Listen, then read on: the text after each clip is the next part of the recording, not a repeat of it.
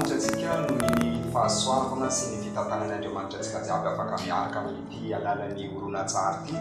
Fifaliana ho an'ny miarahaba antsika rehetra, pasteur mpiara-miasa rehetra, ny lolim-piangonana, ny filohan'ny tanora rehetra, ny fiangonana rehetra, ny tanora tsirairay avy dia fifaliana ho an'ny miarahaba antsika rehetra. Ny faniriko ny fotoana izay rahantsika eto mitondra zavatra tsara ny amin'ny fiainantsika. Tsy ho ela dia hiatrika ny andron'ny tanora maneran-tany antsika araka izay efa mahazatra antsika hoe global youth izay arahany fiangonana maneran-tany mitodika ny amin'ny fiainan'ny tanora. Ampitaiko hoe tsara tokoa ilay firarian-tsoa avy amin'ireo mpiandraikitra ny tanora avy any amin'ny foibe eran-tany miaraka avy ato amin'ny federasiona misy antsika. Ny faniriana mba ahitantsika sabata feno fifaliana, sabata ho fanavaozana ny amin'ny fiainantsika, ahitantsika lanonana tsara, fiarana tsara fa atsika mijova volombelona ny amin'ny hatsaran'Andriamanitra. Ary antenaiko fa ho tanora vanona ny tanorantsika, ho tanora anana ho avy tsara ny tanorantsika, ho tanora afaka hitsenan'ny tompo rehefa tonga amin'ny raolanitra ny tompontsika. Lohahevitra lehibe iarahany fiangonana maneran-tany amin'izany global youth izany dia izao hoe maneho fitiavana ny amin'ireo izay efa noadinoiny, izany hoe ireo olona efa tahaka ny hoe fa tsy manana considération eo anivon'ny société misy azy na eo anivon'ny fiangonana, dia maneho fitiavana izay mihitsy no iarahany tanora maneran-tany miaraka mitodika. Ny ato agnatin'ny fédération misy antsika dia nandray fanapahan-kevitra ny mpitantana ny mpiara-miasa rehetra amin'ny fédérasiona fa amin'ity taona ity dia iarahana amin'ny fiangonana izany global youth izany. Ka zao lasa tahaka mihitsy global youth fa global church dia fiangonana mihitsy no tompony izany andro manokana zany amin'io fotoanany 19 mars io. Ka zao ny angatana ny tanora rehetra manao fanamiana mampiavaka azy amin'izay andro izay, ary ny fiangonana rehetra miaraka manatanteraka izany global youth izany, miaraka manatanteraka ny asa fanasoavana. Raha ohatra ka hatramin'izay antsika ny tanora manao fanompoam-pivavahana amin'ny fito maraina amin'ity taona indray dia fiangonana rehetra atao anatin'ny fédérationna ny Madagasikara Avaratra miaraka manao fanompoam-pivavahana amin'ny fito maraina. Antenaiko fa amin'ny sivy sasany na dia eo amin'ny folo dia afaka miaraka miboaka ny fiangonana, miaraka manao asa fanasoavana ny fiarahamoniny ny fiangonana, manambara amin'izao tontolo izao izay misy azy fa misy ny tanora ao amin'ny fiangonana adventiste. Ka amin'ity taona ity dia izao manambara fa misy fiangonana eo amin'ny toerana misy azy amin'ny alalan'ny asa fanasoavana, mametraka dia ny tanana ny tsirairay avy eo amin'ny fiarahamoniny izay misy azy. Ka afaka ny fiangonana tsirairay avy no manao fandaminana ny azo atao koa ny district mametraka drafitra tsy magnino zany araka izay efa nalamy fa ny zavatra tsara tsindriny dia izao ny fiangonana rehetra no miara-miasa afaka mizara ireo fizarana memem-pona ny amin'ny ireo zavatra ilainy andavanandro atsika toy ny savon, vary, menaka sy ny sisa, amin'ireo marefo, ireo mahantra, ireo kamboty, ireo zay lazaina fa manana zay filana zay ny any amin'ny mpitsabo, ireo ali amin'ny fonja, sehatra hitantsika fa mila fanampiana eo amin'ny fiarahamoniny misy antsika. Zava-dehibe koa ny mampafantatra ireo mpiarabelona amintsika ny fisiantsika fiangonana fa misy zanak'Andriamanitra amin'ny déboriboritany ity, mahay miantra ny hafa, mahay matsiaro ny hafa zay efa nieritreretiny hafa fa tsy manana maiziny azy dia afaka hiantrana. Noho izay zany hitany ny fiangonana rehetra ametraka drafitra, ametraka lamina satria mba hiaraka andray anjara atsika. Azontsika atao mamangy ireo mpiarabelona amintsika, mamaly tsotra zao fotsiny, mitondra azy ireo ambavaka, mitondra ambavaka ny amin'ny fivelomany, manampy azy ireo amin'ny zavatra madinidiniky. Asa ataontsika hoe misy tokony vakiny ny kitay, tokony ampiana amin'ny sasalamba, azo atao regny rehetra reny ho fanasoavana ny hafa. Ny angatana mihitsy mba aoka tsy misy olona tsy azo namana vaovao fa lasa andeha ambony finamanana ny ataontsika amin'ny mpiarabelona amintsika. Angatana mba samy mahazo namana vaovao aby atsika jiaby. Ahita faliana amin'io global youth koa dia fotoana manokana hitodiana amin'ireo namantsika izay efa nihemotra zava-dehibe ary zany no soritiny zareo avy amin'ny conférence générale foy be maneran-tany okanao antsoavo am'ireo namatsika izay efa nihemotra atsika ary angatana izy regny agnampy azy regny atsika amitodika azy regny amin'ny fiangonana atsika amin'io fotoanany 19 mars io moa manomboka ny herinandro fiaraha-mivavaka efa niezana ary antenenay fa efa voaparitaka any amintsika ity boky fitaovana agnatanterana zany herinandro fiaraha-mivavaka zany loha hevitry tsara be agnatin'ny iarahantsika ao anatin'izany herinandro fiaraha-mivavaka zany dia docteur Yeri Ferreira zay mpanoratra malaza na fananoratra boky maro be eo amin'ny boky fampiasan'ny tanora zany docteur zany dia nanomagna lohahevitra maromaro tokony iarahantsika jiaby mandray tombontsoa.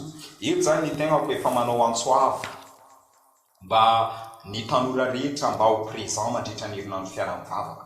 Tsy vitan'ny tanora rehetra fa ny fiangonana koa. Lohahevitra maro be ny idinitsika agnatin'ny herinandro fiaraha-mivavaka ty. Ohatrohatra zao zany andiniky lohahevitry voalohany le hoe fahamarinana ilay manontolo ao anatin'ny boky araiky dia iarahantsika mizaha ireo boky ny faminaniny dia lay tena atao hoe super héros zany hoe lay olona nitadiavin'Andriamanitra hanana fahombiazana iarahantsika amin'ny alahady ilay tena andian-kintana mariny zany iarahantsika amin'ny latsinainy lay hoe la belle et la bête tahaka ny lohahevitra hafakely izy io iarahantsika amin'ny talata na hoe ny tena tantara marina ny alarobia tsika miresaka mikasika ny fivavahana marina sy ny fivavahana diso amin'ny lakamisy atsika resaka mikasika mitomboka asian'Andriamanitra marina ny zoma tsika resaka mikasika ny ponina avy any amin'ny planeta hafa amin'ilay lohateny hoe ny tena fanafian'ireo alien zay indray zao zany no zavatsika sabata famaranana atsika miresaka mikasika ny hoe ny tena filazantsara marina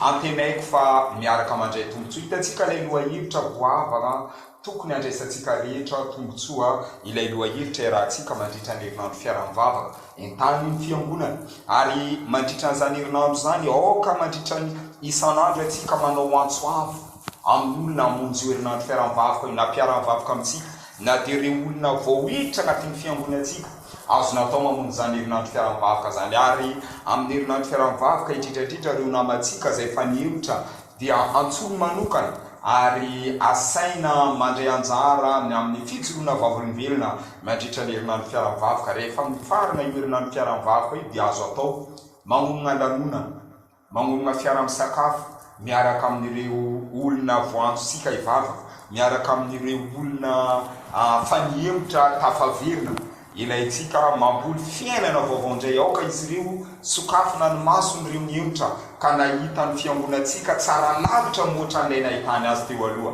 vokatry ny firalahiana tsara izay avontsika ao anatinao angatana ny paster ny komite ny fiangonana ny filoha mpitarika rehetra ny filohan'ny tanora rehetra andamina io herinandro fiaraha-mivavaka io ka ametraka azy ho zavatra mahaliana apetraka tsara ny programa atao ny fandaharam-potoana ny ireo zavatra mahatsara ny fotoana rehetra fahafahan'ny tanora mandray anjara fahafahan'ny tanora mihira mijolo vavolombelona maneho ny maizy azy dia angatana ho tafipetraka tsara eto zany resako amintsika fa tsy hoaina atsika dia iaraka amin'ilay programa lehibe zay atao hoe Pentecoste 2022 ary io Pentecoste 2022 dia zao ilay global youth day tsika dia aoka varavarana misokatra fa atsika manao dingana voalohany irosony amin'io Pentecoste 2022 io ka zao angatana ny global youth day dia samba hitana amina vaovao aby atsika rehetra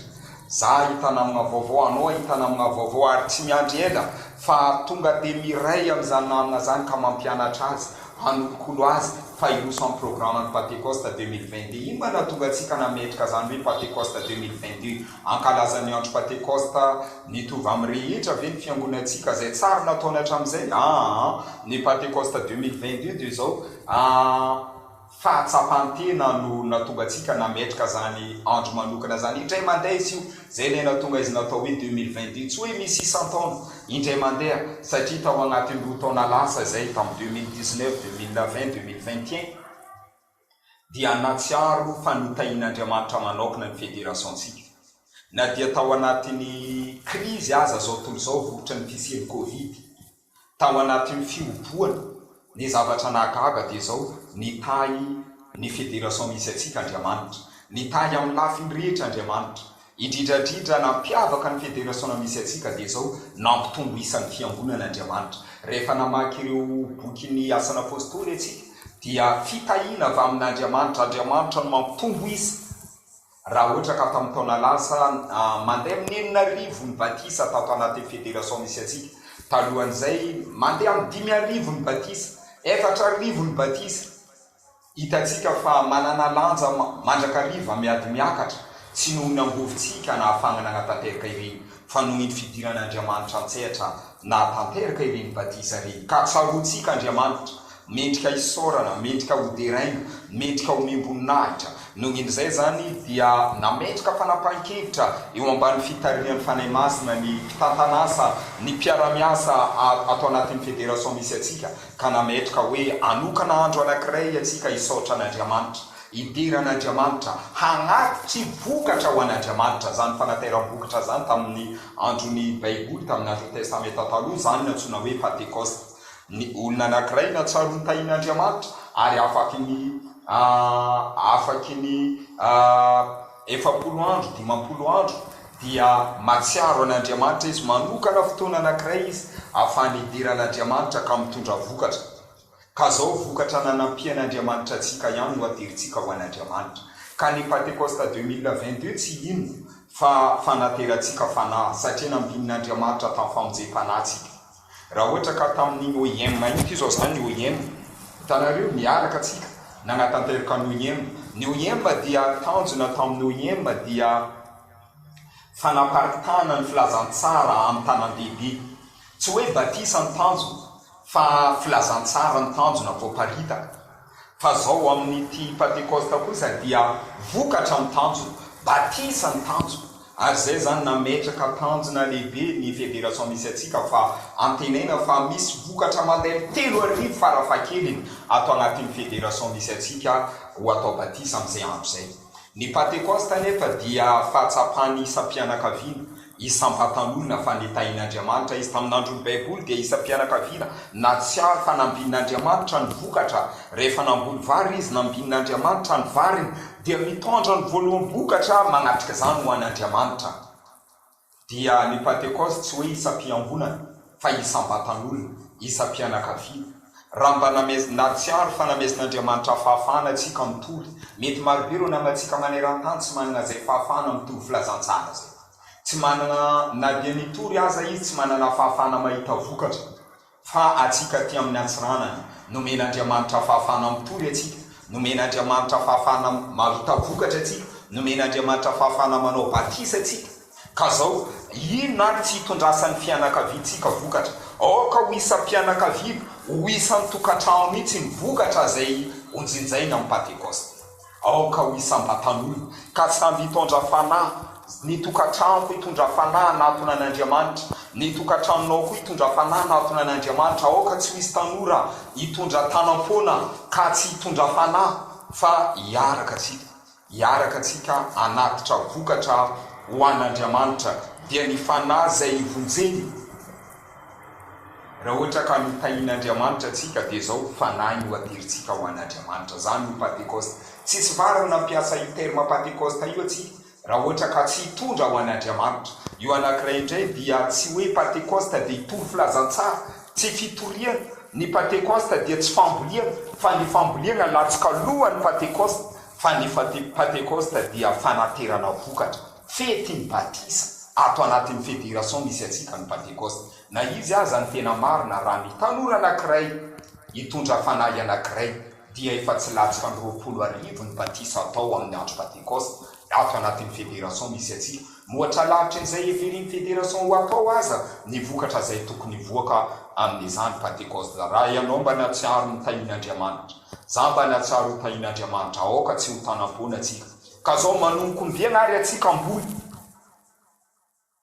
Raha ohatra ka vokatra no ilaina amin'ny Pentecoste, dia nizy eo efa agnatin'ny famboliana atsika, dia nizy eo efa agnatin'ny karakara vokatra atsika, dia nizy eo atsika efa tsy mila manakisakandro, fa atsika efa ilay mamboly ka zay le miresako hoe global fide dia aoka samby anana namana vaovao avy isorina an'Andriamanitra efa mandeha ny seminaire marobe efa nandray anjara efa kasitrana an'Andriamanitra dia zao aza miavy ny seminaire fotsiny fa ny fiainagnantsika manomboka zao dia mampianatra indramiko ilay tenin'ny resan'ny apôstôly Paul tamin'ny Timoty rehefa miresaka mikasika amin'ny tanora dia mipetraka mandrakariva amin'ny toerana misy amin'ny Timoty. Apôstôly Paul dia nahita fa ho isy toe-javatra iseho mahatsiraviny tsy hoeko afarake dia tsy hitandreny fahamarinana ny olona.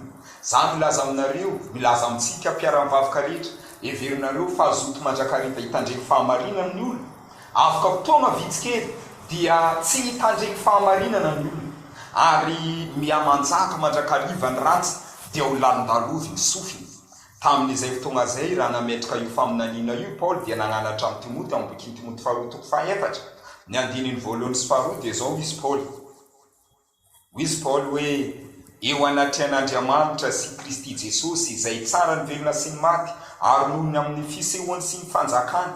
Eo anatrehan'Andriamanitra zavo izy apôstôly Paul milaza aminao izy tamin'ny Timoty ikoragna resafo zany serie zany eo anatrehan'Andriamanitra sy Jesosy Kristy za miresaka. Io zao zany nagnambaran'ny Paul ny valeur n'ilay resaka dia zao izy izay tsara ny maty sy ny velona za koa mba nisan'ny tsara egny amin'ilay resaka zay ho ataoko. Ary eto zao za zany mindrina ilay tenin'ny Paul za koa zao zany agnatin'ny teny zay miresaka amintsika mpiara-mivavaka atsika tanora rehetra eo anatrehan'Andriamanitra sy ny fiangonana.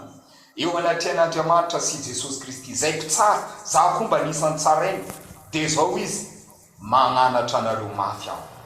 Inona ny fananarana nataon'ny Paul? Mitoria teny na amin'ny fotoana na tsy amin'ny fotoana, mandresy lahatra, mamporosia, magnanara mafy amin'ny faharom-po sy ny fampianarana rehetra.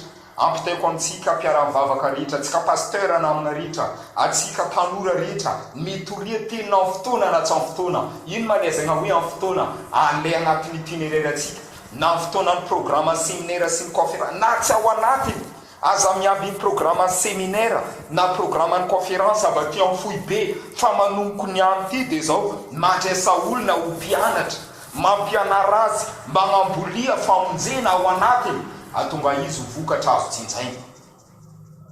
Rehefa tonga ny Pentecoste dia zao tsy hitondra vokatra manta atsika fa hitondra vokatra masika atsika. Afaka ilaza fa ity olona ty efa 30 andro nampianarako azy. Ny lesona rehetra zay fototro ny baiboly ijoan'ny fiangonantsika nge efa hainy satria tsy tamin'ny conférence za nampianatra azy, satria tsy tamin'ny séminaire fotsiny za nampianatra azy, tsy tao amin'ny classe baptiste tao amin'ny fiangonana fotsiny za nampianatra azy, fa za nizara finoana tamin'ny heri-po isan'andro dia nampianatra azy. Rehefa Pentecoste ny vokatra tsara indrindra no ateriko amin'Andriamanitra dia iny aterinay fianakaviana dia mitondra vokatra magnategna ny fiarantsika mirehitra miasa. Ilay vehivavy Samaritana ao anatin'ny baiboly ny zavatra somary mahagaga tamin'ny Jesosy nangatika rano. Mba navineritriretinareo ve tamin'ny Jesosy nangatika rano? Indro Jesosy niseho mivantana nangatika zavatra isotrony ao amin'ny baiboly. Ny anankiray tamin'ilay vehivavy teo am-patsakana ho izy Jesosy omeo rano aho sotroko. Le anankiray teo amin'ny azo fijaliana rehefa niantona izy ho izy Jesosy mangetaeta. Samy nangatika rano ny zavatra mahagaga dia zao samy tsy nisotro rano Jesosy tamin'ny fotoana io. Rano no nangatahany fa samy tsy nisotro rano Jesosy tamin'ny fotoana io. Teo amin'ny ampatsakana tsy nisotro rano Jesosy, teo amin'ny azo fijaliana tsy nisotro rano Jesosy. Ry avako malala mety angataka zavatra aminao Andriamanitra atao fanatitra. Mba ilain'Andriamanitra aseho ampahabe maso fanita ianao izy. Zany ange fanatitra mba mangataka aminao Andriamanitra. Mety eritreretinao fa ny volanao no angatahana. Raha ohatra ka Pentecoste ho izy anao ny karamako voalohany no ateriko any amin'ny fiangonana. Fa tsy io ny tena ilain'Andriamanitra. Na io vola alefanao io aza mbola sain'Andriamanitra ho ampiasainy fiangonana ho famonjam-panahy. Fa ny fanahy io tena ilaina. Zay indray tsy midika hoe tsy hitondra vola ho an'Andriamanitra anao, tsy hitondra ny fanananao eo anatrehan'Andriamanitra ianao, fa ny tena ilain'Andriamanitra aminao dia zao mitondra fanahy. Ilay vehivavy Samaritana rehefa nangatany Jesosy rano ka nafantatra ny tsy piriany amin'ny atao i Kristy dia miazakazaka. Ranonao zio zany niresana ny Pentekoste, mety ho izy anao hanatriky vokatra ho an'Andriamanitra, mety ho izy anao ny karamatsika angamba no atelo. Fa rehefa mafantatra ny tena ilain'Andriamanitra, ny tena ilainy aminao dia miazakazaka. Rehefa mahita ity sary ty anao dia miazakaza. Rehefa mahita ity sary ty anao dia miazakaza, mizara. Aoka anao dia izara ity sary ty aminamagna mpiara-mivavaka, ary aoka anao hiazakazaka monjy fanahy. Le vehivavy dia niazakazaka, ary ilay voalohany no nateriny ho an'i Jesosy, ilay lehibe ny Samaritana, ilay ray aman-dreny be ny nateriny ho an'i Jesosy, ilay an-kalite ny nateriny, ilay miazakaza mitady fanahy ilay tena tsara. Ny tena marina dia tokony ho isy lehibe maro ho atao batisa, lehibe mpianakaviana ho atao batisa, lehibe ny fiarahamoniny ho atao batisa, lehibe ny fanjakana no atao batisa, vokatry ny fitsangananao mitondra azy amin'ny famonjena, nitondra azy ho amin'i Jesosy. Fa ilay miaramila teo amin'ny azo fijaliana ny resan'i Jesosy mangetaheta, tsy rano nomeny fa ny vinaigitra. Mety ho izy anao, mety maro amintsika manana fisainana rehefa misy programa avy aty amin'ny federasiona, Pentecoste, festivalin'ny batisa lehibe dia ho izy atsika, zay indray ny ataon'ny federation. Ny federation misarikolo amin'ny batisa tsy masaka tahaka kritika ihany nataontsika, tsy ilay asan'Andriamanitra ho vita ny fiazakazatsika. Ry hava-malala, laolo ny tenin'Andriamanitra zay milaza ny maso rehetra hitazina dia zay nandevina azy azy. Anome an'i Jesosy inona ianao? Mba tsapanao ve fa feo ny fanahy no miantso anao hanome, ameza izy. Ny federation misy atsika dia nandray fanampan-kevitra aloha ny fanahy nome. Ny faniriana amintsika dia hiaraka monjy fanahy atsika. Dia n'izao atsika efa hiaraka monjy fanahy. Zao ny fanambarany Ranavavoety amin'ny boky Le Vient de Rôle nosoratiny tamin'ny 2 décembre 1890. Ho hita ao amin'ny fiasan'ny vahoakantsika mirindra, ho hita ao amin'ny fiasan'ny vahoakantsika mirindra ny tsiambaratelo ny fahombiazana amin'ny asan'Andriamanitra. Tsy maintsy misy asa atao ampiresaky. Zay ilay miresako hoe atao atsika hitambatra ny tanora, hitambatra ny fiangonana, hitambatra ira atsika. Ny mambra tsirairay avy ao amin'ny tenan'i Kristy dia tsy maintsy manao ny anjarany ao amin'ny asan'Andriamanitra, araka ny fahafahamanao ny men'Andriamanitra azy. Tsy maintsy mivondrona anohitra ny zava-manakana sy ny zava-tsarotra izy ireo, ho soroka miara-milanja ho fo miara-mitelo. Fanambarany ireny hoe tamin'ny 20 rano nosoratiny tamin'ny 2 décembre 1890. Zao indray fanambarany ireny hoe tamin'ny boky fanompoana kristiana. Dia zao izy, tsy ho vita mihitsy ny asan'Andriamanitra, fanompoana kristiana page 95 paragraphe 2, tsy ho vita mihitsy ny asan'Andriamanitra eto amin'ity tany ity raha tsy ny lehilahy sy ny vehivavy mambra ny fiangonana no miaramila. Aoka tsy misy vondron-laika, aoka tsy misy vondron-laika hafa ka metrika daty hafa, fa zao aoka hiaraka atsika. Eto koa mba manentana ireo mambra laika, ny laika rehetra mba hitambatra atsika amin'ny Pentecoste, hivondrona, hiaraka atsika, mitambatra. Dia zao izy manambatra ny fiezany amin'ny mpitandrina sy mpandraharaha amin'ny fiangonana.